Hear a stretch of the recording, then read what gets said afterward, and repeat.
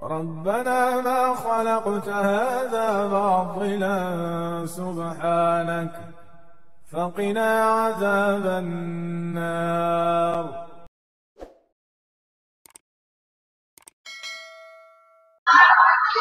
Alhamdulillah, segala puji bagi Allah yang bertemukan kita di hari ini. Ibu masih mau ngobrol dulu atau saya ngobrol? Kalau saya ngobrol berarti Anda diam, baru nanti kedengaran suara saya. Sekali lagi, Assalamualaikum warahmatullahi wabarakatuh. Alhamdulillah, segala puji bagi Allah telah mempertemukan kita hari ini di rumahnya ini, tempat yang mulia. Segala puji bagi Allah yang telah memberikan kita hari ini untuk hidup kembali setelah kematian kita tadi malam.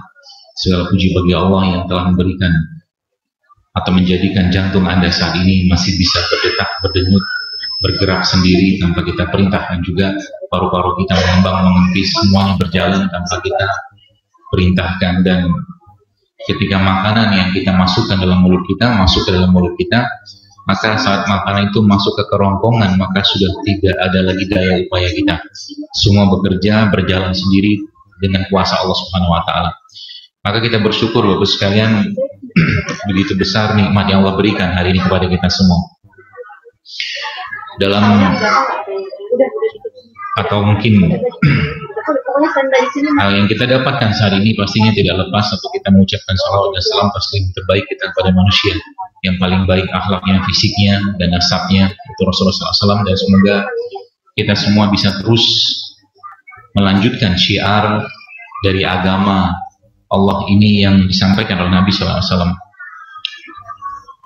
Dalam perjalanan ke sini tadi sebenarnya ada hal yang luar biasa yang saya akhirnya menangis juga. Jadi saya mendapatkan ngobrol gitu kan dengan seorang teman, dan dia ibu-ibu juga.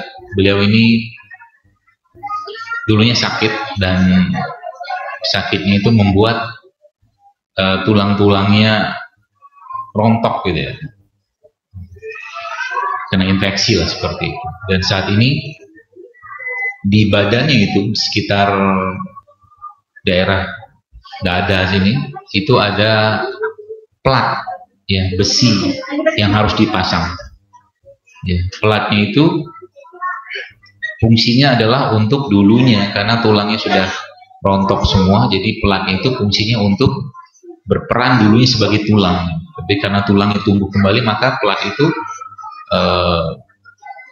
bersatu dengan tulang Anda. Tapi entah kenapa tadi saya pun meneteskan air mata, karena beliau mengatakan kalau seandainya dia terjatuh, terpeleset saja, maka besi tadi itu akan langsung masuk ke jantung dan paru-parunya ya, habislah dia, terpeleset saja, selesai hidupnya gitu. Berat badannya kalau bertambah sedikit atau berkurang sedikit, maka seluruh atau sekujur badannya nyeri ya, karena plat tadi itu ya, besi tadi itu memang posisinya itu betul-betul dia tidak boleh terlalu berat dan tidak boleh terlalu ringan. Jadi kalau dia puasa pun harus ngatur makanannya luar biasa ya, supaya tidak menimbulkan nyeri tadi. Kenapa saya sampaikan ini?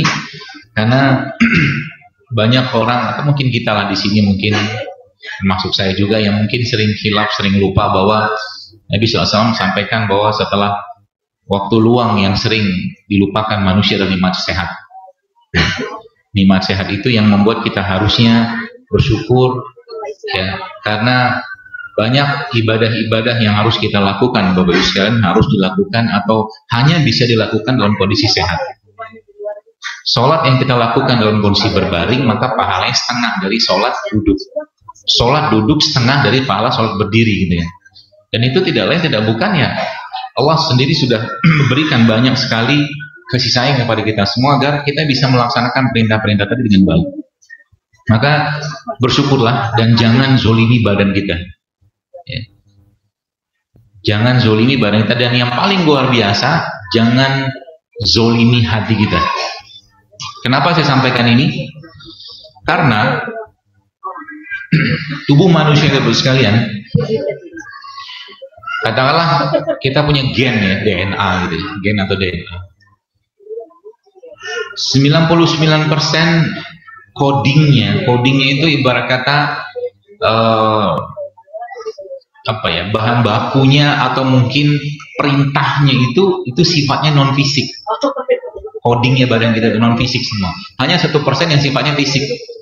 Jadi kalau Anda, mungkin saya ambil inilah misalkan kurma ini. Kurma ini terus saya belah. Nah, kan kita lihat sekarang ini fisiknya kurma gitu. Kan fisiknya kurma. Namanya kurma. Ya. Di dalamnya ada bijinya gitu. Tapi kita belah atau mungkin jeruk lah atau mungkin apapun itu sampai pada titik yang kita tidak bisa lagi membelahnya, yang kita mungkin kenal zaman dulu namanya Newtonian. Ya, itu titik terkecil yang manusia bisa lihat dengan mata kepala mereka. Padahal sebenarnya kalau dia dibelah lagi, dia masih bisa dibelah gitu kan. Belah sampai pada titik mata kita nggak bisa lihat. Apa yang saya mau sampaikan kepada Anda hari ini sebenarnya akan menjadi sebuah ibrah atau hikmah atau pelajaran besar buat kita semua. Karena mereka ini sebenarnya ya sebuah mungkin tadi yang saya katakan hanya 1% menyusun codingnya gitu. Ya, 90%-nya apa? Non fisik. 90% codingnya badan kita tuh non fisik. Bapak Ibu pernah mungkin baca atau mungkin dengar atau mungkin diskusi dengan teman tentang teori kuantum. Ya. Waktu saya baca dan sempat diskusi dengan teman tentang teori kuantum ini memang benar kata Allah tuh ya dunia ini memang betul-betul fana banget. Kenapa fana? Jadi gini, badan kita nih bos sekalian, ya, nanti kita akan bicara fisiknya. Badan kita ini kalau dibelah katakanlah dilihat sampai pada tingkat yang paling kecil, maka kita akan ketemu elektron. Kan gitu. Elektron itu ada protonnya, neutronnya gitu lah, seperti itulah. Yang mereka tuh bentuknya tidak padat seperti yang kita duga gitu. Jadi yang Anda lihat sekarang Anda lihat teman-teman kita di sini tuh itu bentuk padatnya, tapi itu kalau dibongkar, maka kita ini tidak bukan hanya partikel-partikel elektron yang berpendar kemana-mana. Jadi kalau kita dilihat atau dibuka atau dibahas secara teori kuantumnya, maka tubuh kita tuh kayak hologram sebenarnya. Jadi kita bukan, kalau dibilang sekarang hidup kita tuh udah fana gitu. Hidup kita saat ini pun sudah fana. Dan bagaimana mereka saling berinteraksi? Maka mereka saling berinteraksi melalui namanya kuanta. Kuanta itu gelombang elektromagnetik. Jadi elektron-elektron saling berinteraksi melalui kuanta-kuanta jadi gitu. Dan gelombang-gelombang. Itu sebabnya. Jadi elektron itu membawa pesan emosi. Elektron itu tadi ya membawa pesan perasaan. Dan dia bisa tembus, dia bisa lintas tempat, lintas waktu, lintas benua, lintas apapun. Karena kecepatan dia berputar. Spin elektron itu cepat sekali berputarnya. Ya. Maka kita sering mengenal ada namanya kontak batin. Paham ya? Jadi kontak batin itu sebenarnya cara elektronnya berkomunikasi atau berinteraksi dengan orang lain. Nabi katakan dalam sebuah hadis, al-arwahu junudun mujannada. Faman ta'arrafa minha talafa. Jadi ruh manusia itu seperti prajurit berbaris-baris kata Nabi SAW. Dan kalau dia saling mengenal, dia saling ketemu. Kalau dia saling berpisah atau saling berselisih, dia akan berpisah. Ya.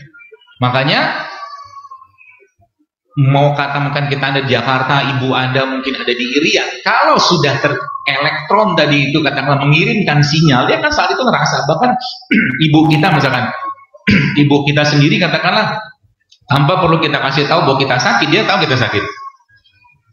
Jadi kalau mungkin saya katakan kenapa manusia itu atau Allah menyampaikan dalam Al-Quran bahwa dia Allah itu lebih dekat dari urat nadi kita, urat leher kita, yang benar. Karena semua kita tuh ibarat kita ini saat ini cuma partikel-partikel aja, ya. Partikel-partikel yang tersusun atas elektron yang mereka pun tidak padat, berpendar, berputar di mana-mana gitu kan. Seperti itu.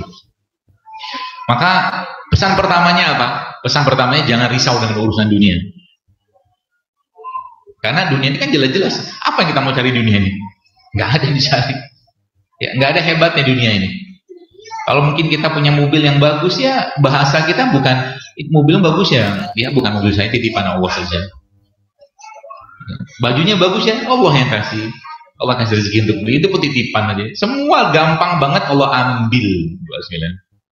Ya, maka kalau Allah sampai ke dalam bahwa negeri akhirat itu negeri yang kekal kata Allah. Maka di sana nanti apa yang membuat manusia putus atau mungkin apa yang membuat kita terputus dari dunia? Namanya kematian kan? Maka nanti ketika kita nanti masuk surga, kematian itu di depan para penghuni surga disembelih sama Allah. Bentuknya kayak mana kita nggak tahu. Allah menyembelih kematian nanti loh sekalian di depan kita nanti. Sehingga nanti di surga itu ya abadan abada, kekal abadi kita di sana. Karena nggak ada lagi kematian.